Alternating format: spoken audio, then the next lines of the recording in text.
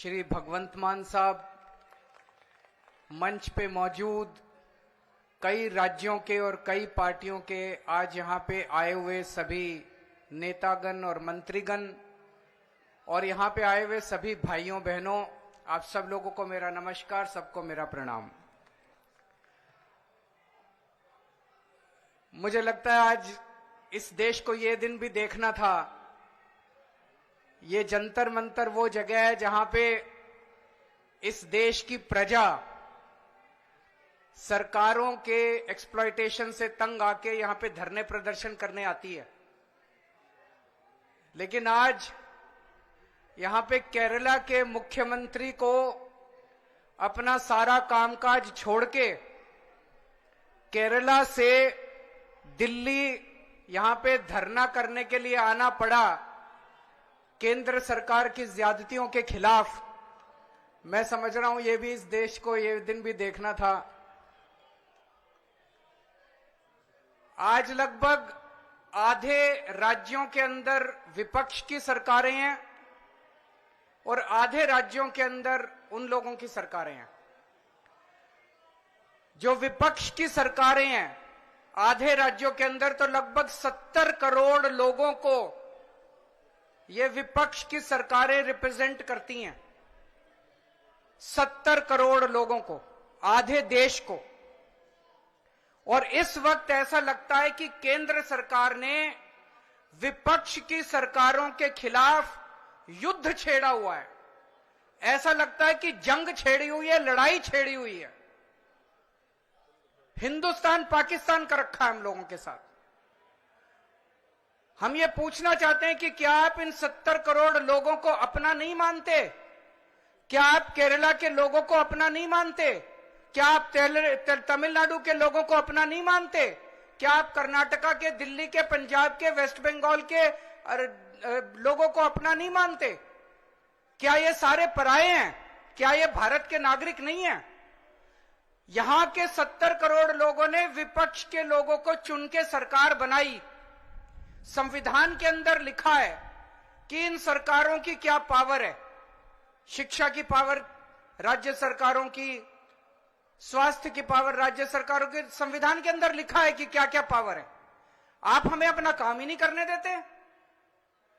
सारी विपक्ष की सरकारों को तरह तरह से प्रताड़ित करने के लिए आज केंद्र सरकार सारे हथकंडे अपना रही है। मोटे मोटे तौर पे देखें तो 3 तरह से केंद्र सरकार विपक्ष की सरकारों को तंग कर रही है। सबसे पहला, केंद्र सरकार जायज फंड, जो हक है राज्यों का, वो फंड नहीं दे रही है। दूसरा तरीका, गवर्नर्स के और लेफ्टिनेंट गवर्नर के जरिए रोज काम में टांग अड़ाती है, हर काम में टांग अड़ाती है। और तीसरा तरीका, एजेंसीज को छोड़ के जिसको मर्जी पकड़ के जेल में डाले जा रहे हैं, जिसको मर्जी पकड़ के जेल में डाले जा रहे हैं। सबसे पहले मैं पहले तरीके पे आता हूं। यहां पे पिनरई विजयन साहब बैठे हैं, पंजाब के मुख्यमंत्री बैठे हैं, मैं दिल्ली का मुख्यमंत्री और कई सारे राज्यों के मंत्रीगण आए हुए हैं। हम सारे रोज इस बात को झेल रहे हैं कि जो जायज फंड उस राज्य के बनते हैं वो फंड हमें नहीं दिए जा रहे। अगर केरला के लोगों को उनके हक के फंड नहीं दिए जाएंगे तो काम कैसे चलेगा? सरकार कैसे चलेगी? केरला की सरकार कैसे चलेगी? तमिलनाडु की सरकार कैसे चलेगी? और हम यहां भीख मांगने नहीं आए। विजयन साहब यहां पे अपने घर के लिए, अपने परिवार के लिए पैसे मांगने नहीं आए, अपने बच्चों के लिए, अपने बीवी बच्चों के लिए पैसे मांगने नहीं आए। वो केरला के लोगों के लिए पैसे मांगने आए हैं। आज पंजाब के मुख्यमंत्री यहां अपने 3 करोड़ लोगों के लिए फंड मांगने के लिए आए हैं। मैं दिल्ली का मुख्यमंत्री अपने दिल्ली के 2 करोड़ लोगों का हक मांगने के लिए आया हूं। संविधान में लिखा है कि कितना पैसा किस सरकार को मिलेगा। ये वाला टैक्स आएगा, मैं इनकम टैक्स में था, ये थोड़ा सा ज्यादा जानता हूं इसको। तो कितना फंड, कौन सी सरकार कितना फंड इस्तेमाल करेगी, कैसे इस्तेमाल करेगी, फाइनेंस कमीशन होगा, फाइनेंस कमीशन तय करेगा, ये पैसा केंद्र के पास जाएगा, ये पैसा राज्य सरकार। अरे जो हमारा हक है, हमारा नहीं, लोगों का हक है, केरला के लोगों का हक है, तमिलनाडु के लोगों का हक है, वेस्ट बंगाल के, पंजाब के, दिल्ली के लोगों का हक है, वो हक आप कैसे छीन सकते हैं लोगों का? आप उनका काम कैसे रोक सकते हैं? अगर आप हम हमारे लोगों के पैसे नहीं देंगे तो हम सड़कें कैसे बनाएंगे, बिजली कैसे देंगे, लोगों का विकास कैसे करेंगे? मैं भी एक दो बैनर देख रहा था, उसमें लिखा था कि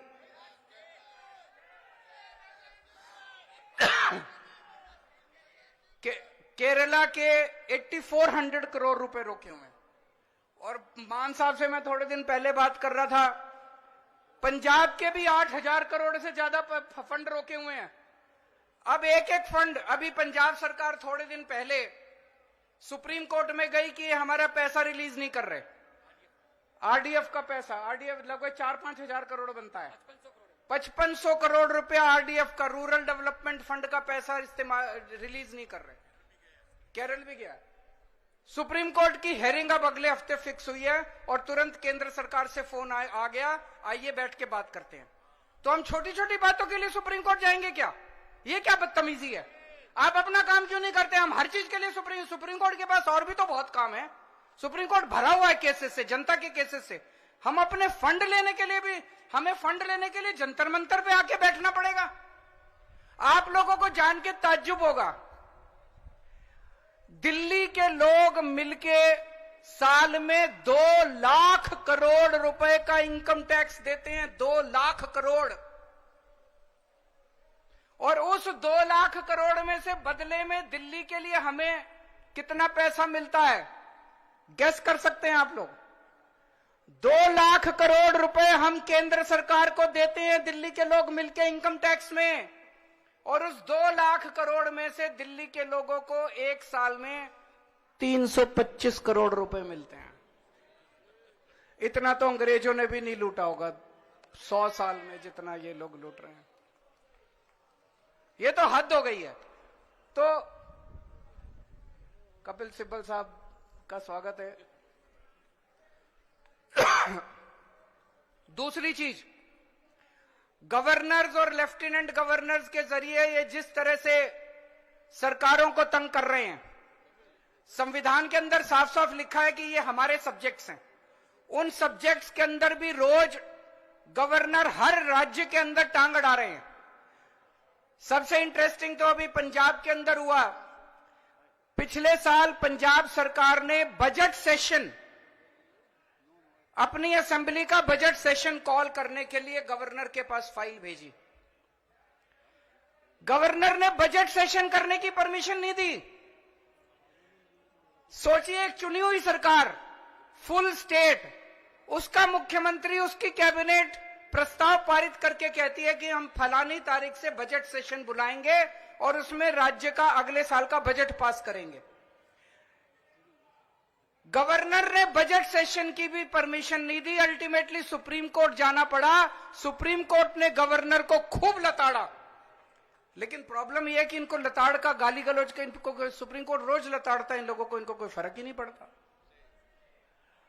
तो इस तरह से दिल्ली के अंदर तो आप सब लोग देख ही रहे हैं कि हर काम के अंदर किस तरह से लेफ्टिनेंट गवर्नर हर काम के अंदर, छोटे से छोटे काम के अंदर टांग अड़ा रहे हैं।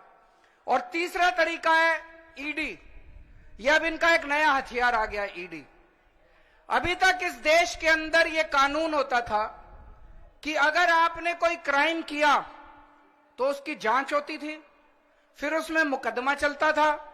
मुकदमे में तय होता था कि कौन कौन दोषी है, कौन कौन निर्दोष है। जो दोषी है उसको सजा मिलती थी, वो जेल जाता था। मुकदमे के बाद, मुकदमा खत्म होने के बाद आदमी जेल जाता था जिसको दोषी माना जाता था। अब ये अब तय कर लेते हैं कि इसको जेल भेजना है, तो उसको पकड़ लेते हैं, उसको जेल में डाल देते हैं। फिर सोचते हैं अब इस पे क्या मुकदमा करें, इस पे क्या केस बनाएं। फिर ये केस बनाते हैं और केस बनाने के बाद फिर वो तब तक जेल में रहता है जब तक कि मुकदमा पूरा ना हो जाए और वो निर्दोष साबित ना हो जाए। हमारे देश के अंदर 15-15 साल लग जाते हैं मुकदमे पूरे होने में। तो 15-15 साल किसी को भी पकड़ के जेल, यह भी पीएमएलए जो कानून लेके आए उसमें ही लिखा है कि जब तक उस आदमी को, किसी को भी पकड़ के जेल में डाल दो और जब तक उस आदमी का मुकदमा पूरा नहीं हो जाता, वो निर्दोष साबित नहीं हो जाता, तब तक वो जेल से बाहर नहीं आएगा। ये तो बहुत खतरनाक है। अभी हेमंत सोरेन साहब को इन्होंने जेल में डाल दिया। अभी तक उनके ऊपर कुछ भी साबित नहीं हुआ है, अभी उनके ऊपर मुकदमा नहीं चला है, अभी मुकदमा शुरू भी नहीं हुआ है, अभी जांच चल रही है। लेकिन अगर मुकदमे को 15 साल लगे तो हेमंत सोरेन साहब 15 साल जेल में रहेंगे। और ये तो किसी को भी कर दें, कल मुझे पकड़ के जेल में डाल देंगे, विजयन साहब को पकड़ के जेल में डाल देंगे, स्टालिन साहब को पकड़ के जेल में डाल देंगे, सीतारामैया साहब को पकड़ के जेल में डाल देंगे, सुखविंदर जी को, किसी भी को भी पकड़ के जेल में डाल देंगे और सरकार गिरा देंगे। हेमंत सोरेन साहब को जेल में डाला, उसके बाद 48 घंटे तक ये लोग तोड़ने की कोशिश करते रहे, जेएमएम को तोड़ देते हैं। ये तो भगवान का भला और जेएमएम वालों का महान है, जेएमएम वाले जो टूटे नहीं इनके सामने। तो ये अब ये किसी भी को भी पकड़ के जेल में डाल देंगे, उसकी सरकार तोड़ देंगे और फिर अपनी सरकार बना लेंगे। ये क्या चल रहा है इस देश के अंदर?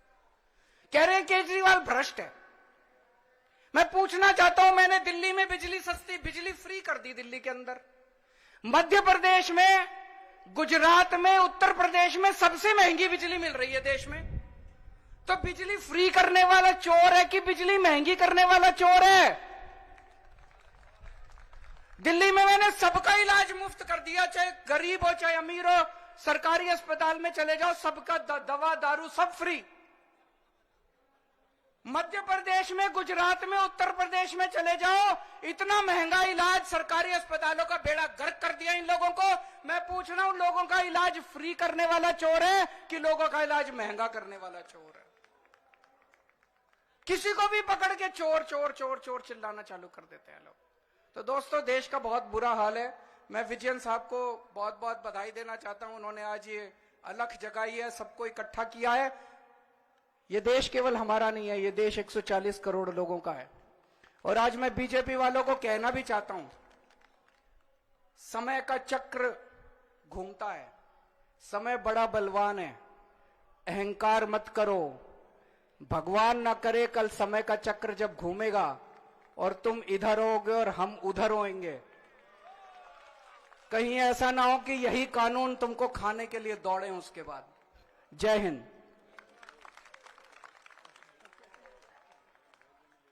Thank you, Kejriwal ji, for the powerful speech. സർക്കാരുകളെ അട്ടിമറിക്കാൻ കുതിരക്കച്ചവടം മാത്രം പോരാതെ വരുമ്പോൾ മുഖ്യമന്ത്രിമാരെയും നേതാക്കന്മാരെയും പിടിച്ച് ജയിലിലിടുന്ന ഒരു പുതിയ രീതിയിലേക്ക് രാജ്യത്തിന്റെ രാഷ്ട്രീയം മാറിയിരിക്കുകയാണെന്നാണ് ശ്രീ കേജ്രിവാൾ പറഞ്ഞത്. അദ്ദേഹം അവസാനം പറഞ്ഞ വാചകം വളരെ പ്രസക്തമാണ്. സമയം മുമ്പോട്ട് പോയിക്കൊണ്ടിരിക്കുകയാണ്.